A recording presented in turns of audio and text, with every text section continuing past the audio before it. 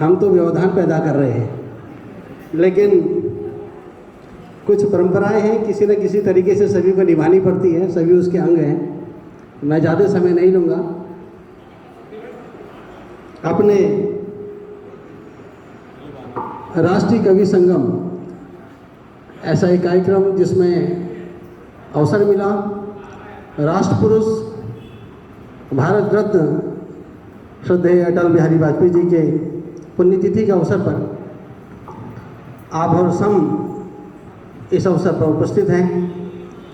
और महाकवि कुछ मेरे पुराने परिचित, कुछ नए, कुछ लोगों से मेरा परिचय नहीं, लेकिन ऐसे भुवनेश विराट जी पुराना परिचय है, जो पूरा संचालन कर रहे हैं। विवेक बादल जी भाजपुर से, नीलेश कुमार पीलीभीत से, जीवन दा हमारे पुराने परिचित हैं, आप लोगों का सानिध्य पहले भी मिलते आए।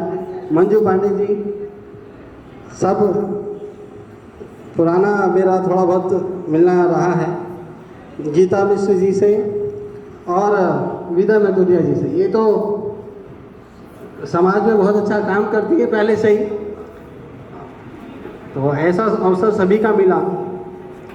हमारे ज़िले के जिलाध्यक्ष हमारे भाई और जो इस भारतीय जनता पार्टी के एक एक कार्यकर्ताओं को आत्मसात करते हुए समान भाव के साथ एक ग्रुप करते हुए पूरे संगठन को चला रहे हैं, ऐसे प्रताप जी। हमारे इस जिले के महामंत्री रंजन बरगली जी, इस कार्यक्रम की अध्यक्षता कर रहे हमारे बड़े भाई विजय मनराल जी, हमारे पूर्व के महामंत्री जिले के हमारे भाई, हमने बहुत साथ काम किया है संघ से आने के बाद भी, ऐसे प्रदीप जी। और हमें राजनीति में ना ले जाके संघ में लाने वाले ऐसे हम सबके जो आजीवन अध्यक्ष हैं, मॉर्निंग वॉकर के हैं, ऐसे हरीश पांडे जी। और इस मंडल में, जिस मंडल में हम लोग बैठे हैं, उसके अध्यक्ष किशोर जोशी जी, हमारे हल्द्वानी नगर के प्रताप रेगवाल जी, ऐसे जिले के उपाध्यक्ष दिनेश कुलबे जी, और अपने इस नगर के महामंत्री मधुकर जी, रोहिला जी, मातृशक्ति महिला मोर्चा, सभी नगर मंडल जिला सभी, और विशेषकर आज हम जिनके लिए हैं, मैं जानता हूं कि हमने भी यहाँ काम किया। हाँ, मेरे पीछे बैठे हुए महेश दा, जिनके नारों से पूरा हल्द्वानी, पूरा जिला गूंजता है आज भी, जब हम बहुत छोटे थे तब भी। ये हमारे सब पुराने नए साथी हैं, इधर मोहन गुलटिया जी, विनोद जी, पनराम जी, मुकेश जी, और इस पूरी संस्था में जो विषय जिसके वजह से छूट गया, हमारे जितेंद्र मेहता जी, कल ही पता लगा कि उनके बेटे को डेंगू हो गया, तो मुझे भी बात चली तो बोले मैं जा रहा हूँ। उन्होंने बहुत बड़ा आयोजन किया। और हमारे ज़िले के उपाध्यक्ष हरिमोहन भाई जी और चंद तिवारी जी, और पूरे संचालन कर रहे कमल पांडे जी और मोहित जी और संदीप बोध जी, विनोद तिवारी जी। उद्देश्य तो है हंसने का, क्योंकि हास्य कवि है, और हंसने के लिए पूरी दुनिया लगी हुई है। खूब पैसा भी हो जाए तो हंसी कहाँ से आए? सारा खेल तो हंसने का है, प्रसन्नता का है। अगर हंसी खुशी नहीं है तो आपके पास कितनी धन दौलत हो, कितने बड़े मकान हो, उसका कोई लाभ नहीं। और कभी कभी प्रसन्न रहने के अलग अलग तरीके हैं। कोई गाता है, कोई गुनगुनाता है, और कोई समाज का काम करता है। जिन लोगों ने समाज के काम करने से अपनी खुशी मानी है, ऐसे संगठन के कई लोग यहाँ पे हैं। हमारी कनिक दीदी यहाँ पर हैं, ऐसे कई लोग हैं। आदर्श महिला विकास समिति की भावना दी हैं। जब मैं भी यहाँ हल्द्वानी में अभिनव भारत एक संगठन के नाते हम लोग काम करते थे, तो इन सभी से मेरा परिचय हुआ था। हम भी छोटा छोटा काम करते थे, कभी रक्तदान करा, कभी वंदे मातरम करा, कभी चित्रशिला में काम किया। इन सभी से मेरा पुराना परिचय है। कुछ समय से मैं ज़रूर हल्द्वानी से बाहर था, लेकिन आज मुझे अच्छा लग रहा है कि इतने समय बाद इन सब को देख रहा हूँ। और मुझे ये भी खुशी है कि हमने छोड़ा कोई बात नहीं, लेकिन आप लोग निरंतर ऊंचाइयों में जा रहे हैं, ऊंचाइयों में काम कर रहे हैं। जब मैं देहरादून कभी कभी हल्द्वानी की बात चलती है तो मैं बोलता हूँ कि यार हमने तो छोटा किया, लेकिन आज भी लोग निरंतर काम कर रहे हैं बिना स्वार्थ के, बिना लाभ के। ये खुशी उनके लिए है। मैं चाहूँगा इन लोगों के लिए ऐसी तालियां बजे, क्योंकि ये किसी भी लाभ लोभ के ये सब काम कर रहे हैं। धरोहर संस्था चंद्र प्रकाश तिवारी जी गोंजू की यात्रा और ये सब काम कर रहे हैं। आनंद आश्रम जो कनक दीदी चलाती हैं हमारी, ये क्योंकि मेरी पड़ोसी हैं, मेरे दोस्त की बड़ी बहन है, तो इसलिए मैं उनको दीदी भी कह रहा हूँ। और वंदे कुमार शैलेंद्र जी आए यहाँ, शैलेंद्र जी का विषय मैं बताता हूँ। मैं बार बार जब हम लोग ब्लड डोनेशन का काम करते थे तो मुझे भी एक दो बार कहा गया कि आपको आना है, तो मैंने कहा नहीं, शैलेंद्र सबसे बढ़िया काम कर रहा है वंदे मातरम ग्रुप। मैंने कहा वो युवा है, उसने बहुत काम करे हैं, ऐसे लोगों को प्रोत्साहित करना चाहिए। आज भी हो सकता है विचारधाराओं का खेल अलग अलग हो, लेकिन मुझे जब अवसर मिलता है ऐसे लोगों के बारे में बोलने का, तो मैं कहता हूँ उन लोगों को जरूर बढ़ाओ जो वास्तव में काम कर रहे हैं, जो कोई पार्टी या संगठन से विपरीत परिस्थितियों में रह के भी लोगों की जो जनसेवा कर रहे हैं, ऐसे लोगों का सम्मान सदैव करना चाहिए। वो किसी भी पार्टी पद प्रतिष्ठा से ऊपर होते हैं। ममता एजुकेशन वेलफेयर सोसाइटी गुड्डू बीस जी, एक समाज श्रेष्ठ समाज, बहुत अच्छा काम कर रहे हैं योगेंद्र जी, उनकी पूरी टीम हम देखते हैं लगातार, क्योंकि व्हाट्सएप में सब कुछ दिखाई देता है चाहे आप कहीं भी हों। लेकिन आज एक विषय है, क्योंकि हम राजनीतिक क्षेत्र से जुड़े हुए लोग हैं। जब मंच के कवियों ने धर्म, राष्ट्रीयता, अटल जी बोला तो अच्छा लगा, क्योंकि हम भी राजनीतिक परिप्रेक्ष्य में रहने वाले लोग हैं और हम दायित्ववान कार्यकर्ता हैं, स्वयं जिला अध्यक्ष यहाँ बैठे, तो हमारा भी अधिकार बनता है कि अपनी बात बोलने का। आज की परिस्थितियाँ और 2014 से पहले की परिस्थितियों में बहुत अंतर है।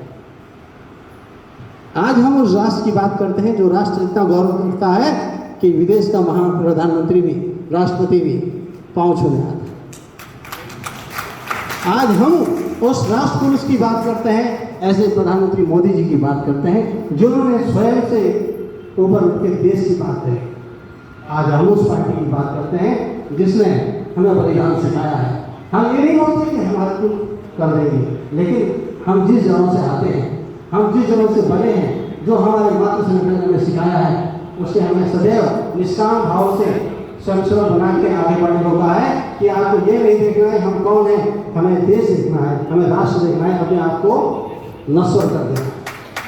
तो आज जब हम इस बात को करते हैं तो हम कहते कहते देश की बात को लेके हम अपना प्रदेश और अपना घर भूल जाते हैं। हम कहते हैं यहाँ बैठ के मैं दिल्ली में ऐसा कर दूंगा, मैं देहरादून में ऐसा कर दूंगा, लेकिन मैं हल्द्वानी में कुछ नहीं कर सकता। आपकी कविता की शुरुआत हुई कि इस हल्द्वानी को मैं देवभूमि मानता हूँ, लेकिन क्या हम इस हल्द्वानी के लिए भी कुछ कर पाते हैं, या हम जहाँ रहते हैं उसके लिए कुछ कर पाते हैं? उद्देश्य क्या है कि बड़ी बात नहीं बोलनी है, उद्देश्य है कि हम जहाँ रह रहे हैं उसे ठीक करना है। हम बहुत कुछ ठीक नहीं कर सकते, हमें ठीक वो करना है जहाँ हम रहते हैं। आज ऐसे समाज सेवी यहाँ पर बैठे हैं जो कर रहे हैं, जो ये नहीं कह रहे कि मैं दिल्ली की बात करूँगा, देहरादून की बात करूँगा, रुद्रपुर की बात करूँगा, काशीपुर, वो जिस क्षेत्र में हैं उस क्षेत्र में बढ़िया काम कर रहे हैं, तो इसीलिए उनको नमन है। ऐसे देश की बात है, हम उस राष्ट्र की बात कर रहे हैं, क्योंकि मोदी जी ने वास्तव में बहुत बदलाव दिया है। ऐसी भारतीय जनता पार्टी जिस पार्टी का एक एक कार्यकर्ता दिन रात लगा है और बिन पैसे के लगा है। अगर हम आपको एक कार्यक्रम बताना चाहें कि हमारे एक कार्यक्रम छूटता है, दूसरा कार्यक्रम आ जाता है और कार्यकर्ता बिना किसी लालच के, बिना किसी टोक के दूसरे दिन उस कार्यक्रम में लग जाता है। ये भारतीय जनता पार्टी है, ये ऐसा संगठन नहीं है। लोग कहते हैं राजनीति होती है, चुनाव होता है, भीड़ लग जाती है, लेकिन ये पार्टी चुनाव के दूसरे दिन से चुनाव में लग जाती है। ये बीजेपी है। इसका संगठन आम आदमी तक पहुंच की बात करता है। जो लोग सोचते नहीं, G20 की बैठक हुई, आज तक भारत विश्व में इतनी बैठकें हुई, किसी को नहीं पता था कि G20 क्या होता है। क्या पहली बार भारत को पता था कि G20 होता है? लेकिन G20 जब भारत को मिला तो मोदी जी ने कहा G20 है, लेकिन वो पूरे भारत में जाएगा और सबको पता रहेगा कि G20 क्या है। और बीजेपी का कार्यकर्ता, जिसका क्या मतलब, G20 तो पूरे विश्व की थी, पूरे भारत की थी, लेकिन भारतीय जनता पार्टी का कार्यक्रम, महिला मोर्चा G20 के गुलाब बना रही है, फूल बना रही है, कार्यकर्ता बैनर लगा रहे हैं। हमने हर चीज को आत्मा से जोड़ा है। इस संगठन ने हर कार्यक्रम को, चाहे वो पार्टी का हो या पूरे भारत का हो, उसको आत्मा से जोड़ने का काम किया है भारतीय जनता पार्टी के संगठन ने। मैं उस संगठन को इस मंच से नमन करता हूं। और क्योंकि विषय मैंने कहा ना हास्य का था, लेकिन हम राजनीतिक व्यक्ति हैं और हम सब हल्द्वानी का भला चाहते हैं। ये सारे लोग, ये सब हल्द्वानी का भला चाहने वाले लोग हैं। और मैं चाहता हूं कि हल्द्वानी में जब जिसको जो मौका मिले, क्योंकि ये हमारा शहर है, हम यहाँ पैदा हुए हैं, हमारा कर्तव्य बनता है कि इस शहर के लिए अगर आपको एक क्षण भी मिलता हो कुछ काम करने का, आप ये मत सोचिए आपको कोई चुनाव में जाना है, कोई पद मिलेगा, लेकिन ऐसे समाज सेवियों के नाते जो आज काम कर रहे हैं, जिनके लिए आज हम यहाँ आए हैं, मैं चाहूंगा कि हल्द्वानी के लिए किसी को भी कोई अवसर मिले वो कभी ना छोड़े। ये हम सबका कर्तव्य है कि हल्द्वानी शहर के लिए जिसको जो अवसर मिले वो बेहिचक बिना लालच के करे। ये हमारी मातृभूमि है, जैसे देश हमारी मातृभूमि है, राष्ट्रभूमि है। हम जहाँ पैदा हुए हैं इसके लिए काम करने का लक्ष्य, उद्देश्य, कर्तव्य हम सबका है। अंत में मैं अपनी बात खत्म करता हूँ और एक ओशो का एक चुटकुला है कि प्रारब्ध को, हम जब प्रारब्ध के निमित्त एक सोच बना लेते हैं, उसके ऊपर है कि दो मित्र लड़ रहे हैं, दो मित्र बहुत तेज लड़ रहे हैं। एक भुवनेश जी बीच से चले गए। भुवनेश जी ने कहा यार ये दो क्यों लड़ रहे हैं? उन्होंने कहा भाई साहब कहानी तो बहुत बुरी है। तो भुवनेश जी ने कहा सुनाओ। तो दोनों बैठे तो भुवनेश जी से बोले भाई साहब हम बहुत घनिष्ठ मित्र थे और घनिष्ठ मित्र हैं, तो फिर हुआ क्या? बोले हम एक दिन जो बैठे थे, बैठे बैठे एक ने कह दिया यार मेरी इच्छा है कि मैं एक बीघा जमीन खरीदूं और मैं खरीद रहा हूं। और दूसरे ने कहा अच्छा मैं 2 बैल ले रहा हूं। उसने कहा अच्छा बैल ले रहे हो? तो पहले ने कहा यार तेरे बैल तो ठीक है तू ले लेना, लेकिन मेरे खेत में ना पाए। उसने कहा खेत में कैसे? बैल आएंगे तो खेत में भी आएंगे। उसने कहा नहीं जी तू जमीन लेना बंद कर दे, मैं बैल तो लूंगा ही लूंगा। वो बोला नहीं तू बैल बंद दे, मैं जमीन लूंगा ही लूंगा। लड़ाई इतनी हो गई कि सिर्फ डबल हो गया। तो चौथे ने पूछा ये हम मित्र थे, लड़ाई इस कारण है कि हमने सोच लिया प्रारब्ध में ऐसा होगा कि तू बैल ना खरीद पाया ना मैं जमीन ले पाया, लड़ाई होगी सब भूल गया। तो कभी कभी प्रारब्ध के ऊपर योजनाएं नहीं बननी चाहिए। सभी को धन्यवाद, सभी का अभिनंदन समय लेने के लिए। प्रणाम।